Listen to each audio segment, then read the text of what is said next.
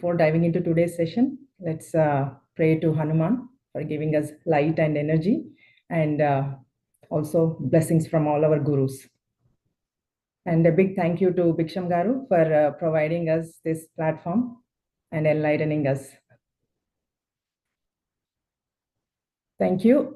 So today's topic is how to live happiest life. So manaku out of everything, basic thing manaku kavalsindi mana life lo happiness. Happy ga untene anything is possible and everything is possible for us. So what is happiness? Happiness anedi okokkariki okokka different definitions untayi. We all know that. So as a basic ga first choose what is happiness? What is that definition for people? Does happiness lie in money? Does happiness lie in love or power or success, or where does happiness lie? ఒకరికి అనిపిస్తుంది ఒక కోటి రూపాయలు ఉంటే నేను చాలా హ్యాపీగా ఉంటాను, నాకు జాబ్ వచ్చి నేను సెటిల్ అయిపోయి నాకు ఒక కోటి రూపాయలు వచ్చాయంటే నేను హ్యాపీగా ఉంటాను అని అనిపిస్తుంది. కోటి రూపాయలు వచ్చాక 10 కోట్లు వస్తే ఇంకొంచెం హ్యాపీగా ఉంటాను, okay let's target for that అనిపిస్తుంది. ఆ తర్వాత ఇంకా ముందుకి వెళ్ళడమే కానీ దానికి ఒక అంతు అనేది అయితే ఉండదు. So same thing life to everything. Like okay నాకు ప్రేమించిన వ్యక్తితో పెళ్ళయిందంటే నేను హ్యాపీగా ఉంటాను అనిపిస్తుంది. మరి అక్కడితో అయిపోయిందా? అక్కడితో ఎక్కడ చూసినా మనకు మూవీ అక్కడే బిగిన్ అయినట్టు అనిపిస్తుంది. There is no end to that. అక్కడ నుంచి వేరే టైప్ ఆఫ్ ఛాలెంజెస్ అండ్ వేరే టైప్ ఆఫ్ ఇవి. So where does the real happiness lie? So మనము ఇప్పుడు ఉన్న లైఫ్ ఏ సఫరింగ్ లేకుండా, ఏ పెయిన్ లేకుండా ఉండగలిగితే అదే హ్యాపీనెస్. సో ఏ బాధలు, ఏ అలజడులు, ఏ కష్టాలు లేకుండా ఉండగలగడం happiness. So then how do we make our life happy? Universe has given us so many small tips and techniques with which we can make our life happy. So already avi existing unnave. So manamem kottaga evo create cheskoni edo chesedi kaadu, but how do we apply them in our day to day life, and how do we make our life smooth, seamless ga smooth ga ela cheskuntam anedi let's learn that in this session. So first thing వచ్చేసి అన్ని తెలిసినవే ఉంటాయి, but I will tell small examples and then tell you how we can overcome that situation. So for example expectations అనేది ఒక పెద్ద challenge మనకి ఉంటుంది. అలా మల్టిపుల్ థింగ్స్ ఉన్నాయి. ఫర్ ఎగ్జాంపుల్ ఫస్ట్ థింగ్ వచ్చేసి let's talk about that. Like మనం ఏంటి, ఒక సినారియోని ఇలా నేను ఇది చేస్తే నెక్స్ట్ దాని రిజల్ట్ అలా వస్తుందని ఫస్ట్ అనేసుకుంటాం, or we expect that to happen in that way because that is what we have seen before or happening to us before. నేను ఇంత మంచి పని చేశాను కదా, నాకు వాళ్ళు థ్యాంక్ యూ చెప్పేస్తారు ఇప్పుడు, ఆర్ నేను దండం పెట్టకపోయినా సరే థ్యాంక్ యూ చెప్తారా అని అనుకుంటాం. వాళ్ళు చెప్పలేదు అనుకో, ఏంటి చెప్పలేదు అని చెప్పేసి కోపం వస్తూ ఉంటుంది. Or it can be anything. That is a small example that I'm giving. So దీనివల్ల ఏంటంటే నేను అనుకున్నలాగా అవ్వలేదని డిసప్పాయింట్మెంట్లోకి ఎంటర్ అవుతాను. డిసప్పాయింట్మెంట్ నుంచి వెళ్ళి కోపం నుంచి వెళ్ళి బాధ, ఇలా మల్టిపుల్ ఫీలింగ్స్ని you will be able to face. And then ఏమవుతుంది, అక్కడ ఉండి జరిగేదాన్ని వదిలేసి నేను అలా అనుకున్నాను అలా అవ్వలేదు అనే ఫీల్ అయ్యి బాధపడిపోతూ ఉంటాము. సో అలా బదులు ఇలా అయితే బాగుండును, బట్ ఇది కూడా ఓకేనే అని అనుకునే దాంట్లోకి మనం ఎంటర్ అవ్వాలి. But how do we do that? అలా చెప్పుకోవడానికి బాగానే ఉంటుంది, but how do we apply that into our life is what is the technique here. So మన లైఫ్లో ఇట్లానే ఇంకో ఎగ్జాంపుల్ చెప్తాను. So you are going to any meeting or any important దానికి వెళ్తున్నారు. సో అక్కడ మీకు మీ అనుకున్న పని జరగలేదనుకోండి, మనకు చిరాకు, ఫ్రస్ట్రేషన్ వస్తుంది. ఆర్ ఒక మనం ఫ్లైట్లో వెళ్ళాలి, ఆ ఫ్లైట్ క్యాన్సిల్ డిలే అయిపోయింది, అక్కడ కూర్చొని చిరాకు పడతా ఉంటాము, అరే ఫ్లైట్ క్యాన్సిల్ అయింది ఆర్ ఫ్లైట్ డిలే అయింది, నా పని లేట్ అయింది, అక్కడ వెళ్ళి నేను ఇది చేయాలి అది చేయాలి అని చెప్పేసి అలా అవుతా ఉంటాం. సో మనము ఎదురయ్యే ఇలాంటి ఛాలెంజింగ్ సిచ్యువేషన్స్ని ఛాలెంజ్ అనుకోకుండా దాన్ని ఒక టెస్ట్ అని అనుకోవాలి. సో లైఫ్లో ఏ సిచ్యువేషన్ అయినా ఏదో పెద్దదాన్నే టెస్ట్ అని కాదు, నాకు అబ్బా దేవుడు పెద్ద పరీక్ష పెట్టిండు అని చెప్పి పెద్దదాని గురించి ఆలోచించడం కాకుండా డే టు డే లైఫ్లో you will see multiple such kind of situations.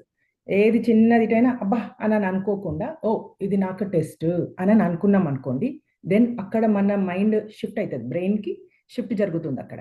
From what, why me, నాకే ఎందుకు, నేనే ఎందుకు నుంచి okay this is a test, what am I learning from it అన్న స్టేట్లోకి ఎంటర్ అవుతుంది. సో అక్కడ నుంచి మనం రిసీవ్ చేసుకునే విధానం మారిపోతుంది ఆ సిచ్యువేషన్ని.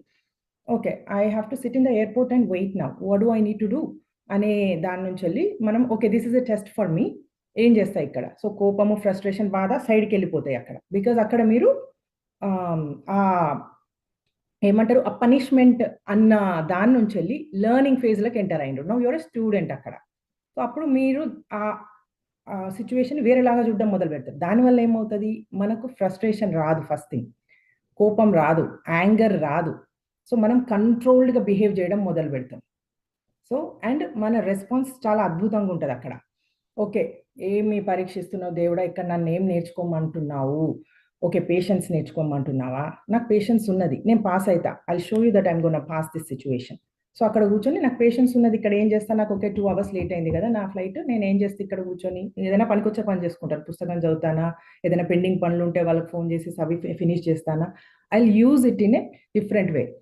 Rather than thinking it as a punishment. అబ్బా! ఇదే నాకే అయితది ఎప్పుడు ఇలా అనని అనుకోని చిరాకు పడిపోయి, అక్కడ వెళ్ళాక ఏమవుద్దో అని అలా థింకింగ్ చేయకుండా we will do in a different way and we will come out of that situation in a beautiful way. And this can be applied to any and every situation. మనం ఫేస్ అయ్యే every సిట్యుయేషన్‌లో what am I learning from this అని ఒక్క నిమిషం మనం ఆగి చూసుకుంటే, then there is something that universe is trying to teach you. And ఈ ప్యాటర్న్‌లో hmm. Going through the session I will be telling multiple examples and in that you will be able to figure it out. But ఏంటంటే, మనం ఒకలాగా reacting చేయడం చేస్తా ఉంటాం. ఆ ఒకలాగా రియాక్షన్ నుంచెళ్ళి ఇప్పుడు మనం ఏం చేసాము, మన టెక్నిక్ మార్చేసినాం గదా! ఇక్కడ. మార్చేసి we are responding in a different way. ఈ డిఫరెంట్ వే రెస్పాన్స్ చేయడం వల్ల ఏంటిది, ఆ ఒక సైకిల్ బ్రేక్ అయితదక్కడ. So we are breaking the cycle, breaking that pattern, the repeated loop kind of patterns that we face in our life. అబ్బా! ఇదే పదే పదే జరుగుతానే ఉంది నాకు. I'm facing the same type of issue అనే దాంట్లో ఆ లూపు ప్యాటర్న్స్ కూడా బ్రేక్ అయితా ఉంటాయి. ఈ type of because this is an unexpected reaction from you where universe is seeing now. So మనము ఇక్కడ చాలా అక్యుములేట్ చేసుకునే కర్మ కూడా పోతది. అండ్ ఈ లెర్నింగ్ ఫేజ్‌లోకి ఎంటర్ అయినప్పుడు మనము ఒక సిట్యుయేషన్‌ని డిఫరెంట్‌గా పర్సీవ్ చేస్తా ఉంటాం కాబట్టి you are learning a lot from it and you are developing so many skills inside you. So that's one thing. So that is about considering everything as a test and learning from it. And we are always a student on this earth. మనం వచ్చిందే నేర్చుకోవడానికి. మనం already నాకన్నీ వచ్చేసు, నేనే correct, నేనే తెలివివంతురాలిని అనని అనుకుంటే then there is no growth. We came here on this earth to learn and ఏం ఛాలెంజెస్ లేకుండా, ఏది లేకుండా అంతా బాగుంది అని మనం పక్కనోళ్ళని ఎవరినో చూసుకుంటాం. వాళ్ళని అనుకుంటాము, ఓహ్! వాళ్ళ లైఫ్ ఎంత స్మూత్‌గా ఉంది, ఎంత బాగుంది. నాకెందుకు ఇన్ని కష్టాలున్నాయి. నేను ఇంకా చాలా ఎలిజిబుల్ క్యాండిడేట్‌ని. బట్ నాకు రాలేదేంటి అనే థాట్ ప్రాసెస్ నుంచి ఏదైనా ఛాలెంజ్ వచ్చినప్పుడే or if you are seeing somebody who is going through certain challenges or certain this thing, then you have to understand that, oh my God, they came here and brought so many subjects into their life so that they can learn and pass and grow in their life and go. ఏమీ లేదు అనంటే growth ఏముంటది అక్కడ? ఏముండదు growth. So we have to consider it as wow! They are going through this which means they are learning a lot from it and they are gonna go in a very elevated level. అంటే next లెవెల్‌కి ఎళ్తున్నారు వాళ్ళు. Which is great అన్న thought ప్రాసెస్‌లోకి enter అవ్వాలి. Rather than sulking and దాన్నే పట్టుకొని ఎలాడుకొని అదంతా ఏ బదులు. I know